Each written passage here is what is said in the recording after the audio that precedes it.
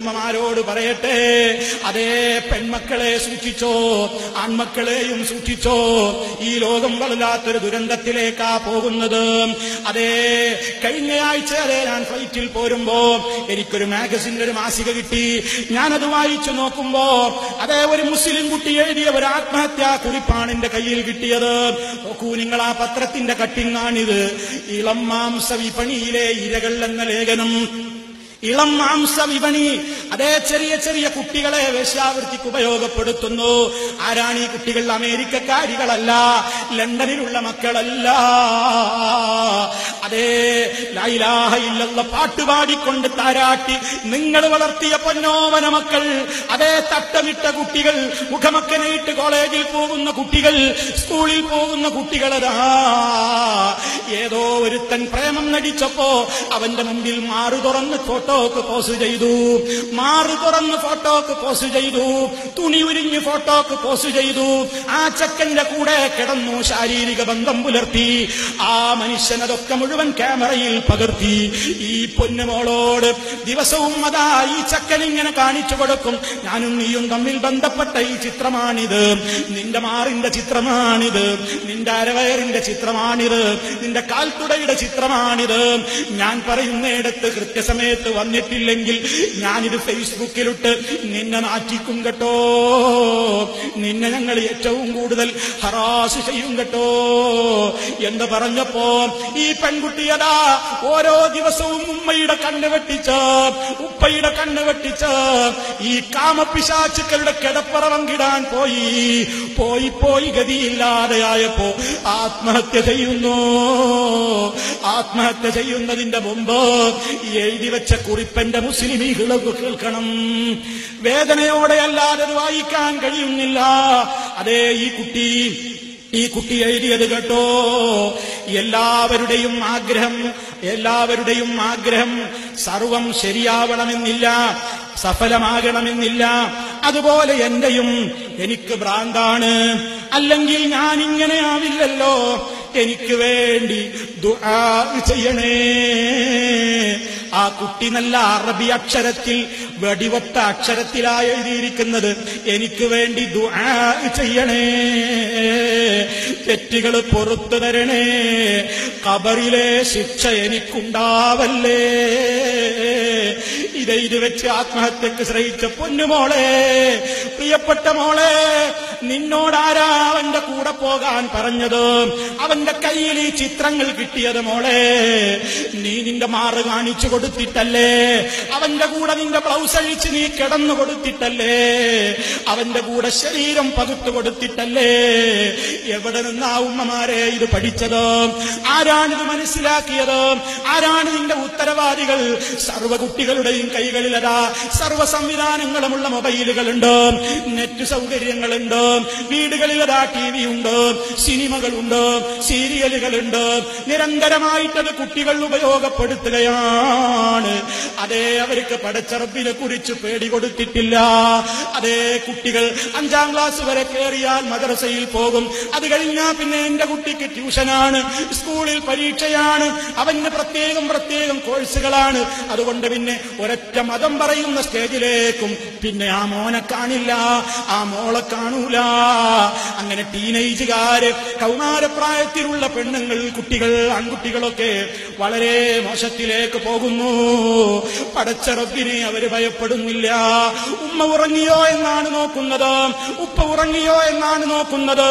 അവരാരുറങ്ങട്ടെ ഉറങ്ങാതിരിക്കട്ടെ, ഉറങ്ങാത്ത എന്റെ റബ്ബിന്റെ കണ്ണുകൾ എന്നെ പിന്തുടരുന്നു, എന്നെ വീക്ഷിക്കുന്നു. ഈ ഒരു ബോധം നമ്മുടെ മക്കൾക്ക് എന്തേ കൊടുക്കാതെ പോയത്? ഉമ്മമാരെ മനസ്സിലാക്കണം. ഇത് പെരുവണ്ണാമൊഴിയിലുള്ള നമ്മുടെ ഒരു മുസ്ലിം കുട്ടിയല്ലേ ഈ ആത്മഹത്യ കുറിപ്പ് എഴുതിയത്? ഒരുപാട് കുട്ടികളല്ലേ അതേ ടൈൽസ് പണിക്കാരന്റെ കൂടെ ചാടിപ്പോകുന്നത്, ബംഗാളികളുടെ കൂടെ ചാടിപ്പോകുന്നത്, അന്യമതക്കാരന്റെ കൂടെയും സ്വന്തം മതക്കാരന്റെ കൂടെയും ചാടിപ്പോകുന്നത്. കോടതിയിൽ വെച്ച് ഉമ്മയും ബാപ്പയും പൊട്ടിക്കരയുമ്പോ, പൊന്നുമോളെ നീ ഞങ്ങളെ വിട്ടു പോവുകയാണോ എന്ന് ചോദിക്കുമ്പോ, ജഡ്ജിയുടെ മുമ്പിൽ വെച്ച് ഇത്രകാലം തന്നെ താരാട്ടി പാടിക്കൊണ്ട് പാലൂട്ടി വളർത്തിയ പ്രിയപ്പെട്ട പോറ്റുമ്മയുടെയും ബാപ്പയുടെയും മുഖത്ത് നോക്കിയിട്ട് തള്ളേ നിങ്ങളെ എനിക്ക് വേണ്ട, പാപ്പ നിങ്ങളെ എനിക്ക് വേണ്ട, എനിക്ക് ഇന്നലെ വന്ന കണാരൻ മതി, ഇന്നലെ വന്ന അമ്മദ് മതി, ഇന്നലെ വന്ന ജോസഫ് മതി എന്നും പറഞ്ഞുകൊണ്ട് പ്രിയപ്പെട്ട ബാപ്പയുടെയും ഉമ്മയുടെയും മുഖത്ത് നോക്കിയിട്ട് നിഷ്കരുണം ഈ ചെറുപ്പക്കാരന്റെ കയ്യും പിടിച്ചുകൊണ്ട് വാഹനം കയറി പോകുന്ന പെണ്ണേ, അതിനുവേണ്ട ഒത്താശ ചെയ്തു കൊടുത്ത ഉമ്മമാരെ, പഠിപ്പിക്കേണ്ട സമയത്ത് പഠിപ്പിക്കേണ്ടത് പഠിപ്പിക്കാതെ പോയതിന്റെ ദുരന്തമല്ലേ ഈ സമുദായം ഏറ്റുവാങ്ങുന്നത്? അള്ളാഹ് നമ്മോട് കൽപ്പിച്ചതല്ലേ? ഓ വിശ്വാസികളെ, ഖൂ അൻഫുസകും വഅഹ്ലീകും നാറാ, നിങ്ങൾ നിങ്ങളെയും നിങ്ങളുടെ കുടുംബത്തെയും തടിയ ശരീരത്തെ നരകത്തിയിൽ നിന്ന് കാത്തുകൊള്ളണേ. ഇത് പരലോകത്തെത്തിയിട്ടാണോ നമ്മൾ കാക്കേണ്ടത്? അവിടെ എത്തിയിട്ടാണോ പ്രൊട്ടക്ഷൻ ചെയ്യേണ്ടത്? അവിടെ എത്തിയിട്ട് നമുക്ക് വല്ലവരെയും രക്ഷിക്കാനാകുമോ? ഇല്ല ഇല്ല, ഇത് ദുനിയാവിൽ വെച്ച് ചെയ്യേണ്ട കാര്യമാണ്. മക്കളോട് പഠിപ്പിച്ചു കൊടുക്കും, മകനോട് പഠിപ്പിച്ചു കൊടുക്കും, റബ്ബാരെന്ന് പഠിപ്പിച്ചു കൊടുക്ക്. എല്ലാവരും ഉറങ്ങിയാലും മയങ്ങിയാലും ഉറങ്ങാത്ത, മയക്കമില്ലാത്ത, ക്ഷീണമില്ലാത്ത സർവാധിരാജൻ കാണുന്നുണ്ട് മോനെ മോളെ, കേൾക്കുന്നുണ്ട് മോനെ മോളെ, അറിയുന്നുണ്ട് മോനെ മോളെ എന്നും പറഞ്ഞുകൊണ്ട് ഇസ്ലാമികമായ ആദർശത്തിലേക്ക് അവരെ കൊണ്ടുപോകണ്ടേ, നല്ല നിലക്ക് അവരെ പുറത്തേക്ക് ഇറക്കണ്ടേ. അതേ പിശാചിന് മാത്രം സന്തോഷം തോന്നുന്നു ഇറുകിപ്പിടിച്ച പാൻസും ചുരിദാറും ധരിപ്പിച്ചിട്ട് എവിടുക്കാ ഉമ്മായി കുട്ടിയെ നിങ്ങൾ പറഞ്ഞേക്കുന്നത്? നരകത്തിലേക്കല്ലേ.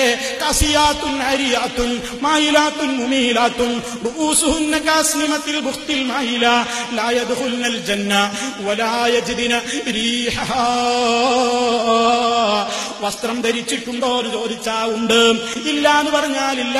മുഴുവനതാ പുറത്തേക്ക് കാണിക്കുകയാണ്, ഇറുകിയ വസ്ത്രമാണ്, മാറു കാണിക്കുകയാണ്, കൈത്തണ്ട കാണിക്കുകയാണ്, കഴുത്ത് കാണിക്കുകയാണ്, മുടി കാണിക്കുകയാണ്, അന്യന്റെ കൂടെ കൊഞ്ചിക്കൊഴയുകയാണ്, മണിക്കൂറുകളോളം മൊബൈലിൽ സംസാരിക്കുകയാണ്, ഇന്റർനെറ്റിലതാ ജോലി കഴിഞ്ഞ് വരുന്ന അല്ലെങ്കിൽ സ്കൂൾ വിട്ടു വരുന്ന, കോളേജ് വിട്ടു വരുന്ന ഉമ്മമാരെ, അതേ കുട്ടികൾക്ക് ഉമ്മമാരോട് സംസാരിക്കാൻ നേരമില്ല.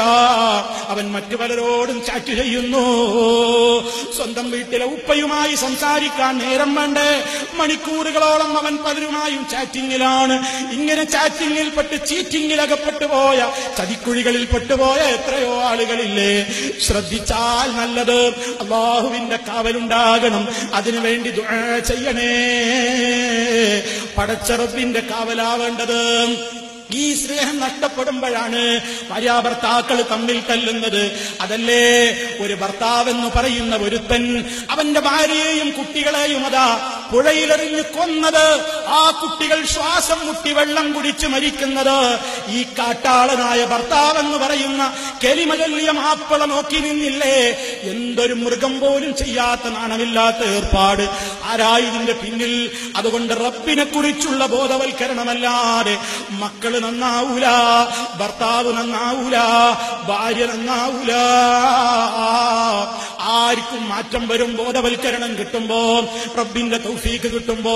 അതുകൊണ്ടല്ലേ ഓരോരുത്തർക്കും വേറെ വേറെ തന്നെ അവർക്ക് പ്രത്യേകം അതാ ഉത്ബോധനങ്ങൾ ഈ സംഘടന നടത്തിക്കൊണ്ടിരിക്കുന്നത്. നമ്മുടെ മുജാഹിദ് വിദ്യാർത്ഥി വിഭാഗമതാ MSM 10-17 കൊല്ലമായിട്ട് ഡോക്ടർമാർക്കും എഞ്ചിനീയർമാരും അടങ്ങുന്ന പ്രൊഫഷണൽ വിദ്യാർത്ഥികളെ മാത്രം ഉദ്ദേശിച്ച് അവർക്ക് കൂടുതൽ മുൻഗണന നൽകിക്കൊണ്ട് അവരുടേതായ ക്യാമ്പസിലെ പ്രശ്നങ്ങൾ പോലും ചർച്ചക്കെടുത്തുകൊണ്ട് സ്വതന്ത്രമായി സംസാരിക്കാനും സംവദിക്കാനും അവസരം വിട്ടുകൊടുത്തുകൊണ്ട് ഇസ്ലാമിനെ പരിചയപ്പെടുത്തുന്ന പ്രോസ്കോൺ എന്ന് പറയുന്ന പരിപാടി ആയിരങ്ങളെയല്ലേ മാറ്റം വരുത്തിയത്. പല ഡോക്ടർമാരെയും നിങ്ങൾ കാണും.